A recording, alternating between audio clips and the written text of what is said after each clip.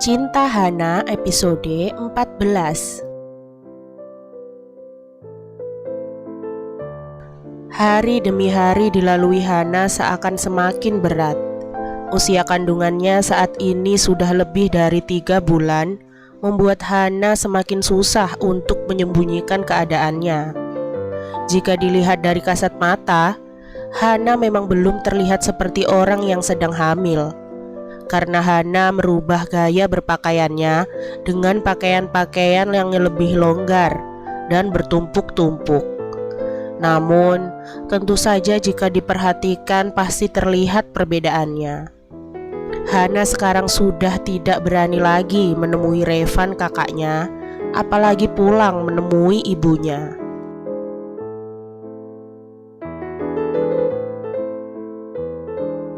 Ibunya sudah pasti akan tahu keadaannya saat ini. Dan Hana tidak tahu harus berbuat apa jika ibunya mengetahui keadaannya saat ini. Keadaan di kantor semakin memburuk. Hana bahkan ingin mengundurkan diri saja dari kantor tersebut karena sudah tidak tahan dengan pemandangan yang selalu dilihatnya setiap hari. Mike seakan-akan sengaja membuat Hana sakit hati dengan membawa beberapa teman wanitanya secara bergantian.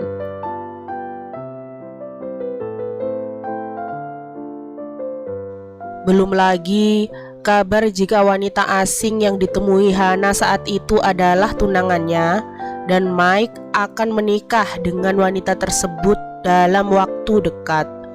Oh, itu sungguh menyakiti hati Hana.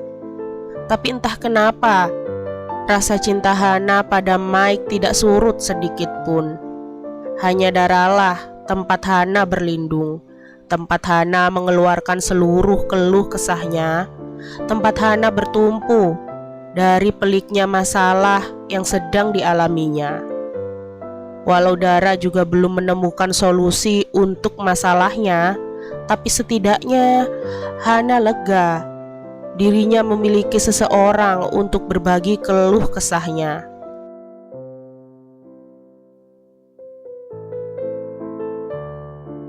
Tapi hari ini berbeda. Dara tidak masuk kerja dan mungkin saja tidak akan pulang bersamanya. Tadi pagi, Dara berpamitan akan pergi keluar kota bersama dengan ayah dan ibunya karena ada keluarganya yang mengadakan acara pernikahan. Itu artinya hari ini Hana sendiri. Mampukah dirinya melewati kesedihan ini sendiri hari ini? Hana bergegas ke kantin saat dirinya melihat jarum jam berada pada pukul 12:30 siang. Perutnya sudah keroncongan. Mungkin bayinya sudah kelaparan karena tadi pagi dirinya hanya sarapan 2 potong roti tawar.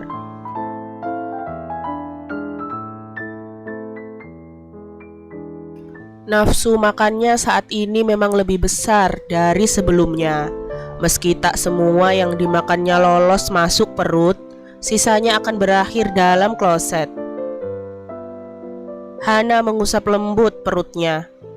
Walau tidak ada yang mengharapkanmu, Mom akan tetap mempertahankanmu sayang, bisik Hana pelan sambil tersenyum.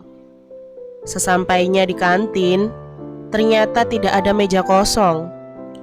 Hanya ada beberapa kursi kosong dalam sebuah meja yang sudah ditempati beberapa teman kerja wanitanya. Sebenarnya Hana enggan bergabung di sana. Teman-temannya tersebut cenderung suka bergosip.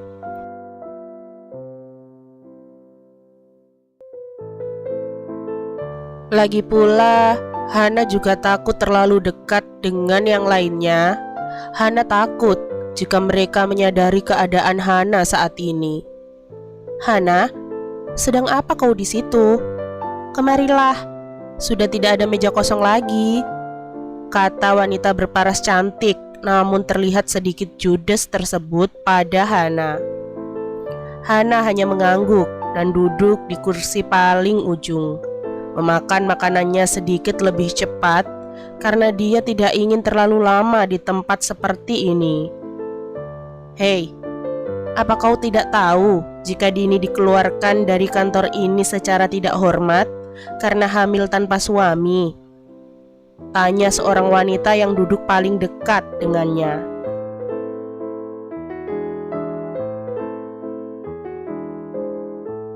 Jadi gosip itu benar? Tentu saja. Dini tetanggaku. Apa kalian tahu apa yang dilakukan keluarganya? Yang lain menggelengkan kepala dengan raut penasaran. Dini diusir dari rumah orang tuanya. Tentu saja. Orang tuanya merasa malu memiliki anak seperti dia. Sungguh, aku kasihan terhadapnya. Sontak, perut Hana terasa penuh. Makanan yang dimakannya tadi seakan ingin keluar kembali.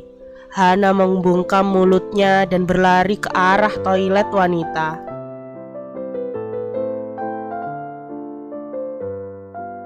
Hana memuntahkan semua makanannya sambil menangis sesenggukan. Ya, beberapa hari yang lalu memang ramai gosip Dini, seorang staf di bagian pemasaran, dipecat secara tidak hormat oleh atasannya. Hana tidak tahu jika alasan Dini dipecat adalah hamil tanpa suami. Astaga, bagaimana jika hal yang menimpa Dini tersebut juga menimpa dirinya? Bagaimana jika semua orang menghakiminya? Dan bagaimana jika dirinya tidak diterima kembali dalam keluarganya? Hana kembali merasakan rasa mual yang berlebihan karena memikirkan masalah tersebut.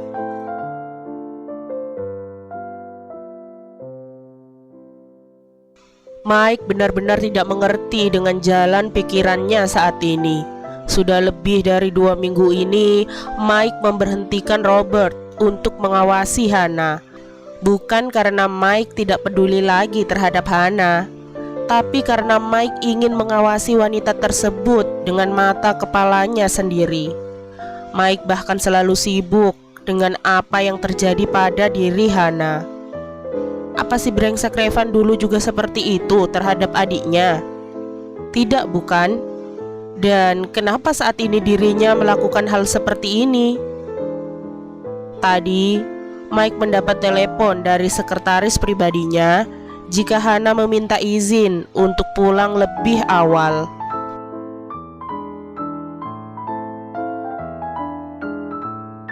Akhirnya, Mike yang berada di luar ruangan untuk rapat pun membatalkan semua rapatnya dan memutuskan untuk mengikuti Hana. Mungkin ada yang tidak beres dengan wanita itu. Tidak biasanya Hana pulang lebih cepat, bahkan sampai meminta izin sebelum jam kantor usai. Akhirnya, disinilah dirinya saat ini, di depan sebuah toko kaset kecil tempat dia dan Hana bertemu untuk pertama kalinya. Setiap pulang kantor, Hana memang selalu menyempatkan diri berhenti di depan toko kaset tersebut.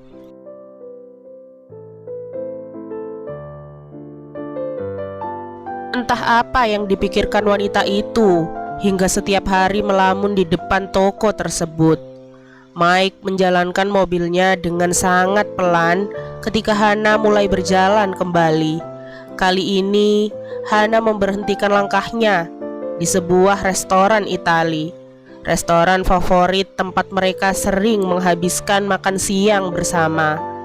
Hana bahkan duduk di sebelah jendela kaca transparan dan Mike bisa dengan mudah melihatnya dari dalam mobilnya.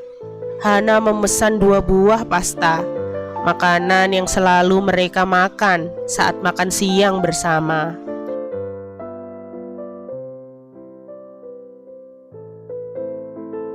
Mike melihat Hana menyuapkan pasta ke dalam mulutnya sambil menangis.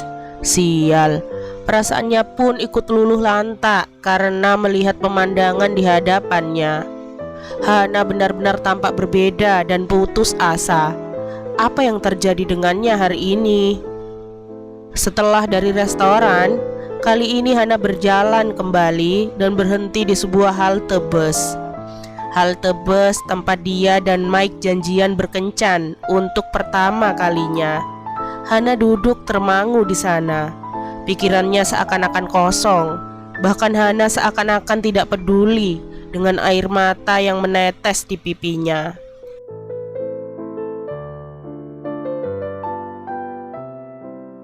Mike benar-benar heran dengan sikap Hana hari ini. Ada apa dengan wanita itu? Cukup lama Hana duduk termangu di halte tersebut hingga tidak terasa hari sudah mulai malam. Bahkan rintik hujan pun semakin lebat. Apa Mike harus mengajak Hana pulang? Ah, tidak. Untuk apa? Bukankah ini yang diinginkannya terhadap Hana? Hana harus merasakan kesakitan yang dirasakan Lita pada saat itu. Batin Mike berperang antara tega dan tidak tega terhadap Hana.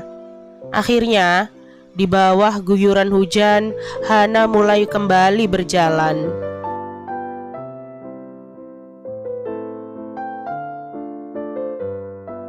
Mike mengernyit saat mendapati Hana berjalan bukan ke arah kontrakan rumahnya, tapi ke arah lain. Ingin kemana lagi wanita itu? Perasaan Mike semakin tak karuan saat mendapati Hana berhenti di sebuah jembatan yang cukup sepi dengan pembatas jembatan yang sangat rendah. Jantung Mike berdegup lebih kencang saat melihat pemandangan di hadapannya. Pemandangan saat Hana mulai menaiki pembatas jembatan tersebut dengan kaki gemetarnya. Inilah saatnya. Inilah saatnya. Mike mengucapkan kata-kata tersebut dalam hatinya, seakan-akan merapalkan mantra agar hatinya tidak sesakit saat ini.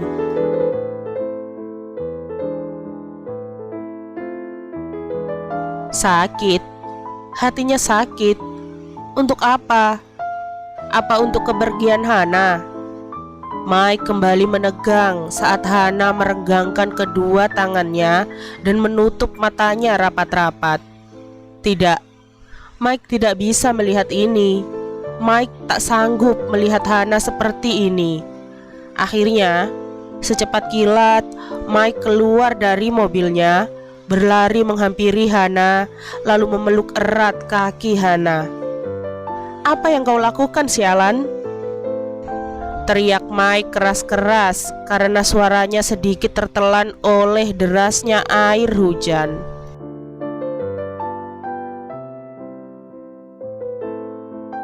Hana terlihat membatu saat mendapati Mike memeluk erat kakinya, seakan-akan tidak membiarkan dirinya jatuh ke dalam sungai yang mengalir deras di bawah jembatan. "Mike," lirih Hana. "Turun, sialan!" teriak Mike lagi, membuat Hana bergidik dan langsung menuruti permintaan Mike. Hana berpegangan dengan erat pada pundak Mike dan mulai turun secara perlahan. Saat Hana sudah sampai di bawah, tanpa banyak bicara lagi, Mike memeluk Hana dengan erat.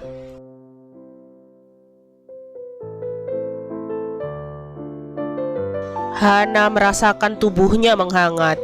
Tangisnya pun kembali pecah. Tangis bahagia karena mungkin saja Mike akan kembali ke sisinya. Bodoh, bodoh. Sedangkan Mike tak henti-hentinya mengucapkan kata tersebut.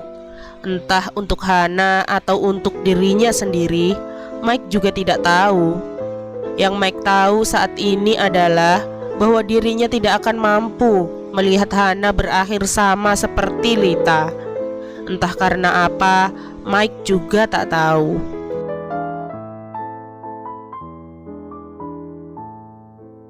Bersambung, nantikan episode 15-nya ya. Jangan lupa like, comment, share, subscribe, dan nyalain loncengnya agar gak ketinggalan upload cerita-cerita selanjutnya.